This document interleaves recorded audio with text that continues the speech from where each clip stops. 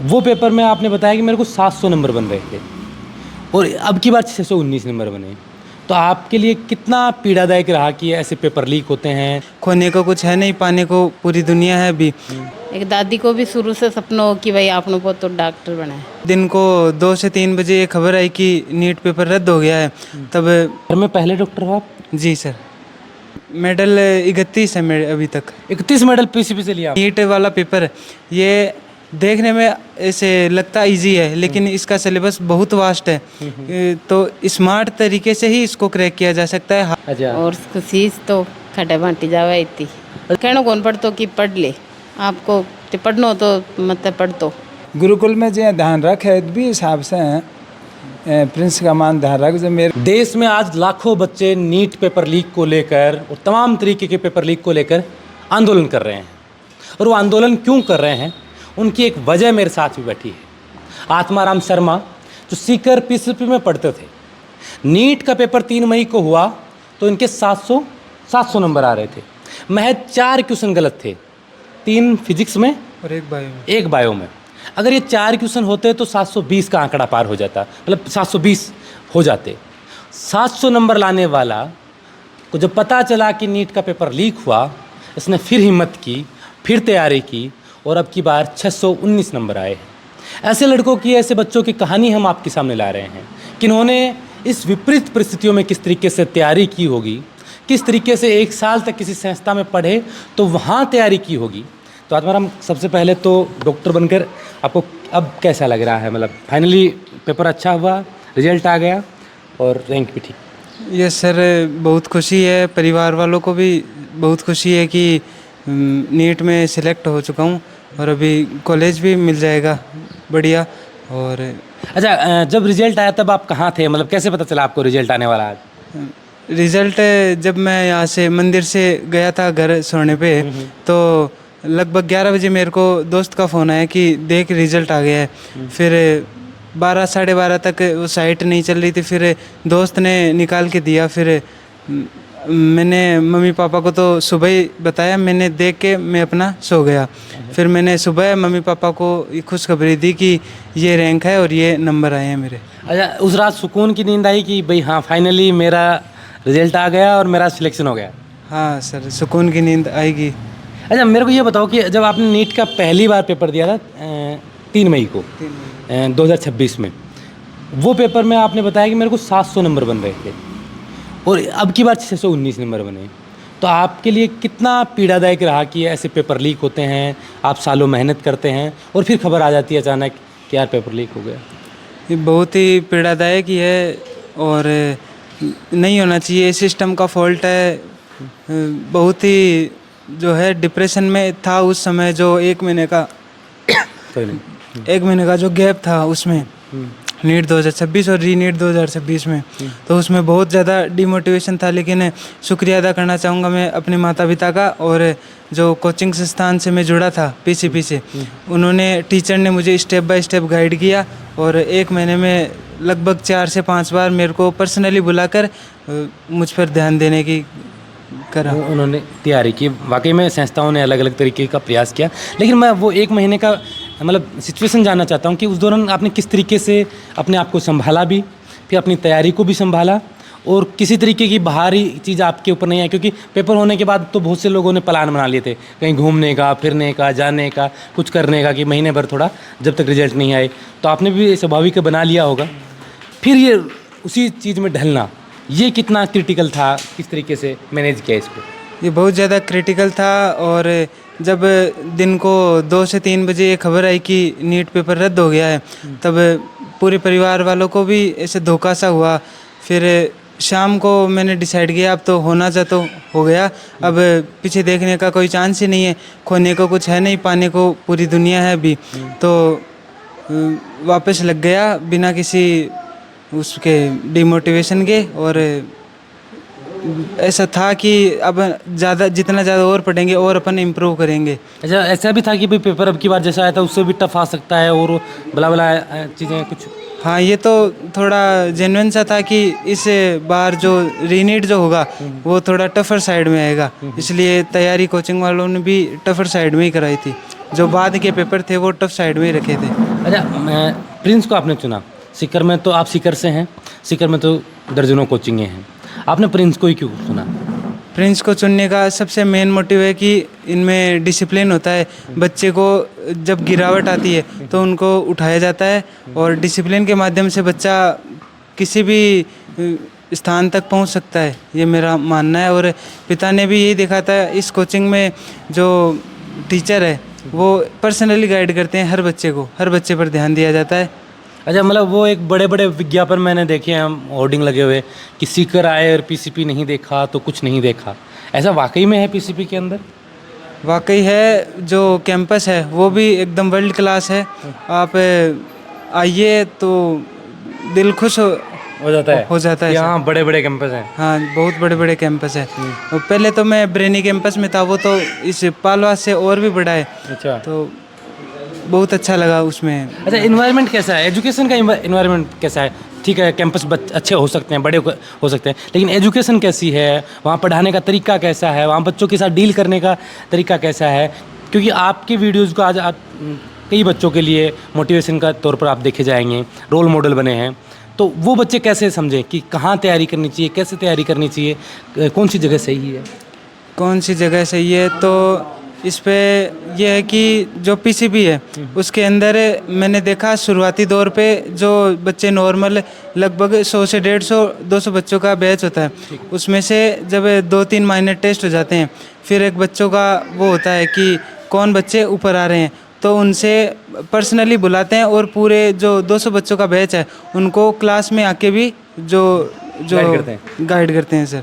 और ये बहुत अच्छा लगा कि मोटिवेशन पूरा ध्यान रखा जाता है, इसमें बहुत सारे सेमिनार भी करवाते हैं, हर टेस्ट के जो मेडल है वो देते अच्छा, हैं। ये मेडल वाला सीन कितना इम्पोर्टेंट होता है, मतलब किसी भी बच्चे के लिए? क्योंकि मेडल जब मिलता है तब घर पे आके दिखाया जाएगा आज मेरे को इस बात के लिए मेडल मिला है, तो ये एक अपने आप में कितना बड़ा मोटिवेशन है? ये बहुत बड़ा मोटिवेशन है कि कितने मेडल लिया आपने?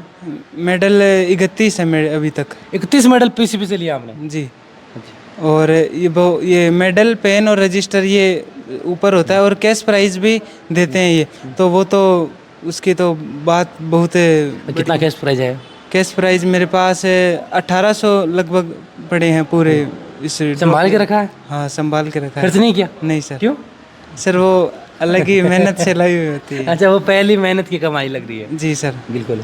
मतलब उन बच्चों के लिए आप कैसे बताना चाहेंगे, क्या बताना चाहेंगे कि जो अभी तैयारी कर रहे हैं, जो कभी डिप्रेशन में आ जाते हैं, कभी उनको समझ नहीं आता कि क्या पढ़ा जाए, किसको पढ़ा जाए, कभी ये समझ में आए कितनी देर पढ़ूं, तो मतलब जब टॉपर्स आते हैं या डॉक्टर जो बनते हैं वो किस तरीके से उनका रूटीन होता है, थोड़ा सा उसके बारे में बताएं और उन बच्चों को कैसे तैयारी करें? रूटीन इस प्रकार है, जब जैसे डिमोटिवेशन तो तभी आएगा जब टेस्ट में नंबर कम आएंगे, और मैं ऐसा सोचता था कि टेस्ट में इसमें कम नंबर आए हैं तो ये सवाल मेरे गलत हुए हैं। इन सवालों को अगर मैं देख लूँगा तो ये आगे जाके नीट में नहीं होंगे और ये से सवाल नीट में गलत नहीं होंगे, तो मेरे फाइनल है कि नीट में तो पक्का बढ़िया से बढ़िया स्कोर आएगा।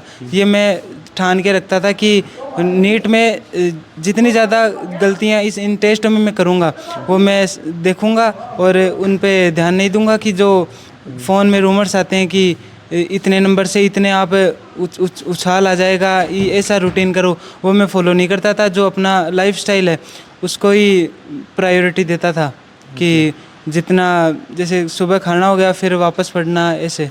तो हॉस्टल में रहते थे या सीकर घर से अप डाउन करते थे? घर से ही अप डाउन करते थे। कितने घंटे पढ़ते थे आप, ईमानदारी से बताना? ईमानदारी से लास्ट के टाइम पे तो ऐसे टाइम नहीं देखता था, लेकिन शुरुआती दौर पे 7 से 8 घंटे डेली पढ़ते थे। अच्छा, मतलब ज़्यादा पढ़ना ज़रूरी होता है या स्मार्ट तरीके से पढ़ना ज़रूरी होता है? स्मार्ट तरीके से पढ़ना ज़रूरी होता है। आप कौन सा अपनाते थे? स्मार्ट वाला ही जो 2026 में है, ये मैंने स्मार्ट तरीके से ही सफलता प्राप्त की है, वरना 25 में थोड़ा मैं हार्ड वर्क था, लेकिन मेरे को समझ में आ गया कि ये नीट वाला पेपर ये देखने में ऐसे लगता इजी है लेकिन इसका सिलेबस बहुत वास्ट है, तो स्मार्ट तरीके से ही इसको क्रैक किया जा सकता है। हार्ड वर्क लगेगा इसमें, लेकिन स्मार्ट वर्क बिना ये पॉसिबल संभव नहीं। सबसे छोटा बेटा डॉक्टर बन गया, कैसा, मतलब आसपास में क्या माहौल था, मतलब उस दिन जब पता चला कि हाँ बेटा डॉक्टर बन गया, मिठाई बांटी नहीं बांटी? मिठाई तो यहाँ सोच रहे हैं कि भाई पूरा सपना पूरा हो जाए, जब भी सुलिया करा। अच्छा और खुशी तो खटे बांटी जावे इतनी। अच्छा इतनी, हाँ सही बात है, इतनी खुशी जो सपनों देखे वो सपनों पूरा हो जाए, कठे कुर्सी बाटी जाए। तो थाने बचपनों ला गया करतो कि भाई तुम्हारा होशियार है या इन आपको तैयारी करावा तो यो रिजल्ट देश क्या है बन सका है। बस इतनी है ना, कहना कौन पढ़तो कि पढ़ ले, आपको पढ़नो तो मतलब पढ़तो। अच्छा थे एक दिन भी कौन कहोगे? अब कहना तो टावरान से ना कहती भाई पढ़ ले, लेकिन वो आपको टाइम टाइम पढ़ ले। तो एक दादी को भी शुरू से सपना हो कि भाई आपने बहुत तो डॉक्टर बनाए। अच्छा दादी को सपना, दादी करेंगे? दादी को नहीं अब। मतलब जब आप तैयारी कर रहे थे उस दौरान दादी? नहीं सर, पहले। अच्छा पहले दादी का सपना था कि आपको डॉक्टर बनना है, कब था एक सपना? ये जब मैं 8th 7th क्लास में था तब दादी जी बोला करती थी कि बेटा उन्हें बढ़िया डॉक्टर बनना है। और मारवाड़ी में बताओ ना, मन जाए दादी बोलिया करीब है, बताओ। दादियाँ बोला करती कि लोगों को आशीष सबसे ज़्यादा जो है मायने रखे।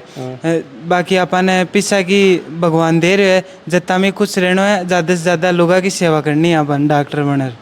मैं प्रिंस वैन गाड़ने के बाद में मैं मिलबान गए तो वो जो श्रवण जी सरा बस की बातों से मैं प्रभावित हो।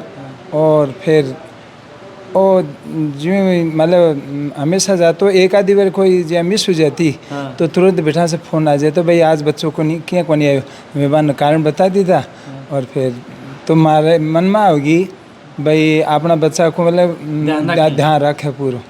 तो ध्यान रखवा में मतलब जिया गुरुकुल में जिया ध्यान रखे भी हिसाब से प्रिंस का मान ध्यान रख जो मेरे वो एक मतलब ये बच्चा को भाई आउट कौन हुआ इस आपको मेरे पूरा विश्वास होगा। अच्छा तो सिक्कर में घूमा फिरा कौन करते हो, घूमने कौन जाते हो क्या? नहीं घूमा तो कोई नहीं, मैं तो मतलब तो कोई प्रिंस का बारे में बतायो, फिर मैं 5,000 मिलो वे फिर बतायो कि थे बच्चा छोड़ दो कोई थान। फिर मैं एडमिशन कराने के बाद मैं थान ने बच्चा देखभाल की दरकार को नहीं, फिर बच्चों माखो है मैं बिन संभालूंगा। तो भाई बात ने सत्य करी भाई सारी। हाँ मैं पूरा ध्यान रखियो। एक बार वो जो 5-7 दिन का जो को टॉपिक समझ में नहीं आया तो एकदम निर्वस हो गया। फिर क्यों भाई मैं तो मेरे से तो पार कौन पड़ती लगी तो मैं बान जार बोले क्यों भाई देखो भाई थे एक बार 5-7 दिन बचाना और दूसरी कोई स्कूल में या कॉलेज में पढ़ाड़ दिखा लो और फिर कोई आप जाए आपत्ति को नहीं। तो फिर वो 5-7 दिन और 1-2 गयो फिर बिठे को नहीं आए। फिर बिठे क्यों एक बार फिर मैं भी ना ढांढस बधाए हुए जहाँ तू 11वीं कर रही है फिर ये तू देख लीजिए 11वीं फेल भी 12वीं को प्राइवेट दे सके तो 20 हिसाब से देख लो आप इस साल तेरी मतलब सफलता नहीं मिला है तो अगले साल या प्राइवेट दे लीजिए 20 हिसाब से कर लीजिए या 20 हिसाब से एक मन में होगी। और फिर वो कुछ ध्यान करो और वो कि मेरी बात को असर होगा और वो एकदम से कमर कस तैयारी करी फिर। अच्छा थाने जब मेरे पाटो की 700 नंबर बन रहा है पहले जो 3 तारीख ने पेपर दियो और 700 नंबर बनता था ना तो अगर पेपर फेयर तरीके हूँ तो लीक नहीं हूँ तो आउट नहीं हूँ तो बहुत बढ़िया रैंक ले आऊँ तो और हो सके टॉपरा में भी नंबर आऊँ तो इको। और बगा बाद में मेरे पाटो की पेपर लीक हो गो अब दोबारा परीक्षा होगी तो थोड़ा डिमोटिवेट हो निराश हो वो टाइम की सिचुएशन। परंतु मैं मेरे तो देखो भाग्य और कर्म ये दोनों साथ में मतलब आदमी कर्म करे और भाग्य में यदि नहीं लिखड़ो है तो बिना वो मतलब कर्म में 1% मतलब 100% है ना भी 1% भाग्य भी साथ में देवे। और केवल भाग्य पर बैठ जाए और कर्म नहीं करे तो भी मैंने सफलता को नहीं मिला। तो इन आए भी तेरे भाग्य में लिखेड़ी तो मेहनत कर भाग्य तेरे साथ ऐसी तन आगे भी यदि काम देखो जो ते कर्म करता है कर्म करोगा और केवल आप भाग्य पर बैठ जावा जहाँ तो कोई काम बनेगा नहीं। और मेहनत कर कई बार निराशा आ जाए तो फिर भी से गए वो निराशा से बचने के लिए आपकी मतलब मानसिक तनाव न कम करने के लिए भाग्य को सारो लियो जाए जिससे कहीं वो ज़्यादा चिंतित न हो और मतलब को जो संतुलन न बिगड़े के लिए वो भाग्य को सारो ले ले और फिर वो दूसरा ने देख कर फिर वो दूसरो मान भी रास्ता पर भी न सफलता नहीं मिले तो दूसरो रास्ते अपनावे। इसीलिए कहते हैं कि भाग्य भी तभी साथ देता है जब कर्म किया जाए और आत्माराम ने वो कर्म निरंतर किया। पहले किया तब 700 नंबर आए 720 में से, लेकिन ठीक है परिवार के लोगों ने इसे थोड़ी सी हिम्मत दी और इसने खुद समझदारी का परिचय देते हुए ये सोचा कि क्यों ना जो हुआ है सो हुआ उसको पीछे छोड़ते हुए एक बार फिर तैयारियों में जुड़ते हैं और 619 नंबर री नीट में लेके आया। ये कहानी आपको आत्माराम की कैसी लगी